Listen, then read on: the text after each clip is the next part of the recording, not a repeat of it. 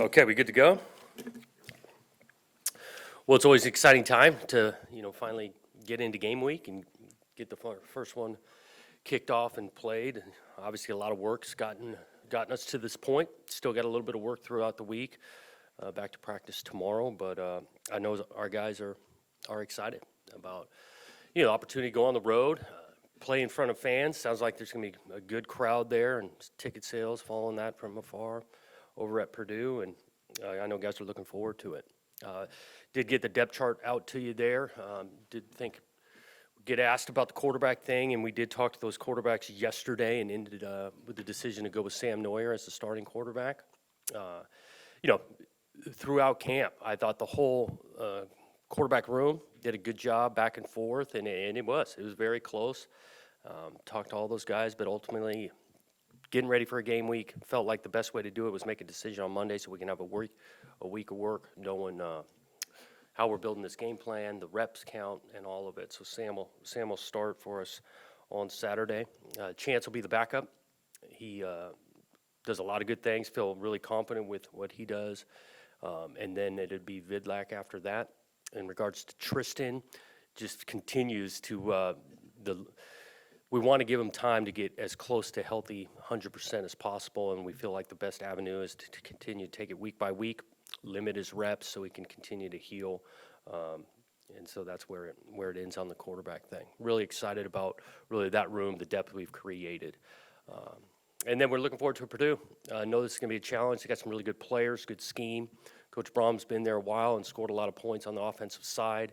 They're similar to us. You look back even at last year in regards to their games they played, how close they were, coming down to the fourth quarter, won a couple of them, lost a couple of them, very similar to us in regards to how many returning players they've got and we've got. And so I think it's a matchup that should be highly competitive on Saturday, and we're looking forward to it. Questions? All right, let's start with the court. You can hear through the mask. Yeah. Okay. Start with the quarterback. With Tristan, sounds like he's out for a couple weeks, maybe. Is that? Not totally certain. We're hopeful, a week or two. He pushed it pretty hard through camp, competitive kid, and he just went through a 3 or 4 day stretch where this thing was not feeling right, and we felt like the best avenue was to limit him heavily, and so he can get back to being close to full speed, and he's yet to be full speed. Because what I was getting to is before he stopped practicing, he looked like he was no worse than 1A. When he's able to go, is it open again, or? We'll see where it lands, see how long we're talking, see how the first, whether it's game 1, game 2 goes. But we feel like he's a viable option when he gets himself healthy. Running back, 3 guys. Is that going to go into game day for you? Yeah, I see all. I like playing a bunch of different backs. When we get closer to game day this week, even we'll see how that rotation plays out. But we do feel like we got 3 guys that could start and carry the load. Another one on the depth, Tonacio, you're going to end up starting him. Yep, and again, depending on Purdue defensively, what group we throw out there, but Co's has earned that spot when we're in base to be able to run out there for the first play. Coach Sampson got back on the top of that depth chart. I know he's sharing it with Riley, but talk a little bit about his progression and how excited you are to have him ready to go. Yeah, it was nice for him to go through fall camp and for the most part be healthy. Again, that room, we've got some experience in the outside linebacker room, and Riley's earned opportunity to play, and Anjay obviously, and really we're pleased with that group. So, and I look at it's pretty similar defensively across the board with where our secondary's at, with guys that have continued to grow and develop. Inside linebacker, we got some real depth there, but we got 2 starters that are pretty good, but we're very confident when you get down to the 2s and 3s at that position, confident in those guys in the game. Jonathan, 4th year in, most of your staff's been here the whole time. You've recruited most of these players. How much does that help as you enter this upcoming season? Yeah, I think continuity helps. Knowing these players deeply helps.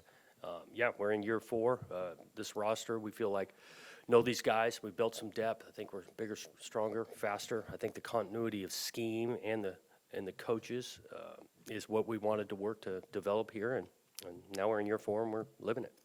And a couple players you brought in from Salem, we've seen a lot of Tegan Cotoriano. If you could just talk a little bit about him and where Anthony Gould might fit Yeah. in with the crowded position as wide receiver. Yep, start with Anthony. He's done a really good job in a competitive receiver room. Knows the scheme, can actually play more than one spot at receiver. It's counting on him helping us on special teams for sure this year. He's battled through a couple of injuries, going even back to spring and things, but this guy is primed and ready to contribute in a big way this year because of his work ethic. Obviously, Tegan been a mainstay for us. We do feel like he's going to be primed and ready for the first one. Practiced a little bit more this weekend, and we're counting on him. You know, what we want to do offensively, use of the tight end, he fits perfectly. And really, he's grown into having some real leadership and influence on this team. Does everything right in regards to work ethic, love of the game, being a good teammate, and he's a really good player. Jonathan, thoughts on Purdue and what makes them dangerous for this first matchup here? Yeah, you know, what stands out offensively is, you know, the scheme's tough. They like to throw the ball and be aggressive, can be explosive. The receiver, Bell is a big-time player that grabs your attention right away. Flip it on the other side, you look at the returners defensively, starts at the line of scrimmage. Defensive linemen can create some real havoc. And so it's going to be a challenge, let alone you throw in an atmosphere that we're counting on a bunch of fans there, crowd noise going on the road, something we didn't totally deal with last year. And so we're going to, you know, make an emphasis of it during the week, crowd noise and things. But I know guys are excited to walk into a stadium and feel the energy from the fans. I know that you had mentioned in practice, after some practices, that the running back position was very, very even. There was a good battle there between 3 guys. The way you've listed it, will there be some scenarios? You've got 230 pounds in Fenwick, you got 205, of course, in BJ, but the experience, what's the feeling on the depth on that? Is it still a pretty even lot, or do you go with one guy for sure? We will go into the game plan and get toward the end of the week. The type of plays we're running, how we're wanting to start the game might dictate what running back's out there. Again, those guys' skill sets have some similarities, but there's some strengths that some guys have over the other. You get into the game first, second quarter. If we get a hot hand, yeah, I can see one guy kind of getting featured after that. But it also ultimately come down to the first few plays Coach Lingerman wants to run might dictate who's the actual running back out there. Hodgins and Robinson definitely out. Long term, yep, And we haven't heard, Robinson's out for quite a while. yep. Jones, he's on here, is he, It's getting closer, yep, getting closer. That'll be a little bit how he's feeling this week, but he will be limited through practice, and then that'll get closer Thursday, Friday if he's available. and do you feel like Tegan is gonna be able to play? Headed that way, yeah, that he'll be good to go. And Keontae, he's on the depth chart? Yep, yep, he's gotten some reps this last weekend. Still going to be a little bit limited fashion during the week, and then we'll make a determination if he's available end of the week. Now, you've got 2 tight ends sets on here. Luke and Tegan are the top 2 at this, I mean, you wouldn't go down to your 3rd guy unless one of those. Right, well, and again, you know, first game, conditioning, we're going to rotate a little bit. But yeah, Luke and Tegan to start and be the mainstay, but we got some personnel sets. If we want to put 3 tight ends out there at a time, or even 4 on the goal line, might do it. Even though you've got your starting receivers on, you got 9 guys listed. We're gonna rotate 'em. You're gonna go 9 guys will probably play against Purdue. I can see it, yep, especially contributing special teams wise. But again, the way we do things offensively and putting some particular guys in some spots to have success, I can see a lot of receivers rotate. Speaking of the receivers, Tyjon Lindsey listed as a starter for week 1. What have you seen specifically from him in camp, just in terms of areas of improvement, maybe as opposed to this time last year? Yeah, I think he's had a great camp. He's been consistent. You can see his confidence level is really high, works hard, all in on blocking, not just worried about catching the ball. His contribution on special teams, understanding of the offense, but the detail in regards to playing the inside receiver majority of the time, knows it in and out. Coach, you selected your quartet of captains for the season. Talk about what you look for in selecting a captain and how important is their role? Yeah.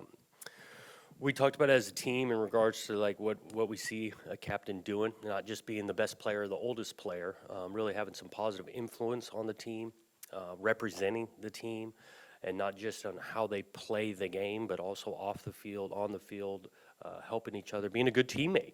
And we just team voted for those 4 guys that got the most votes, and counting on those guys then to continue that stage of being a good teammate, representing this program. They'll contribute on decisions on occasion as it goes. I might just go to the 4 captains if there's something to discuss or think about, whether that's scheduling or jerseys or whatnot. So really proud of those 4 guys. I will tell you, after doing this team vote, we've got a lot of guys with some influence on this team in a positive way, leadership capabilities outside of just 4. You're going to be going into fans, obviously, back in the stands. How much of that was taken into consideration when going with a more experienced guy like Sam?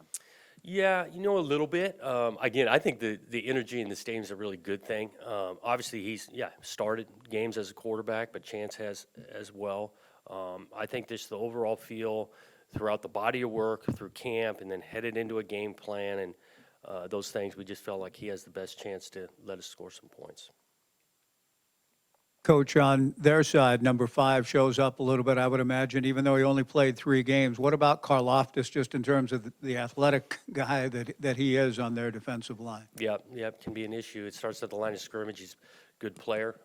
Again, you go back even 2 years ago as a freshman, the way he was able to, make plays, do some things at the line of scrimmage. So we're very aware, and that's what you do. I mean, when you play big-time programs, you get to have some big-time players to be able to game plan and sort out, but he's definitely grabbed our attention. This will be your 4th opener. What did you learn from the first 3 that you might be able to apply to this one? Right. I think each year you're learning all the time. Quite a bit different in the 3 scenarios of the 3 openers, Ohio State and then, Oklahoma State at home, and then, delayed in just playing conference play. Didn't make major tweaks to fall camp, but did learn a little bit in regards to, making these guys overly fresh for the opener. So this week of practice will be a little bit lighter. Gotten a lot of reps through camp and making that emphasis and, hopping on a plane on Friday and playing the game. We're still in that COVID area, obviously. When do you kind of know during the week if you'll have, if you have the bodies to play a game? Is that Right. We're tightening up the protocols as we travel, but we're going to test again Thursday, which is mandatory certain hours before kickoff, and so far so good on those things, but that's when we'll find out after those tests. and where are you at on the vaccination rate for your team? I haven't got the latest. I know we had a few unvaccinated guys in camp get vaccinated, and so it's only gone up, the percentage. You said 86, I think, at Pac-12 Media Day, so it's up from 86. It's up from 86, yep. Year senior, but what about a 6th-year senior? How can you speak to Anjay and his, about him and his importance, but also having him going into a road game with all these young guys? Yeah, he's got some experience. His passion for the game is as high as I've seen it. The way he's practiced running around, he's having fun with it. He brings a lot, and he's not just only 6. Eldridge played a lot of football too, and we've got some. It's a veteran group with leadership, like I mentioned, which I don't think is totally different for many programs with everyone getting that extra year and things. But Andre brings a ton to the table, and really excited to see him play on Saturday. Thanks, guys.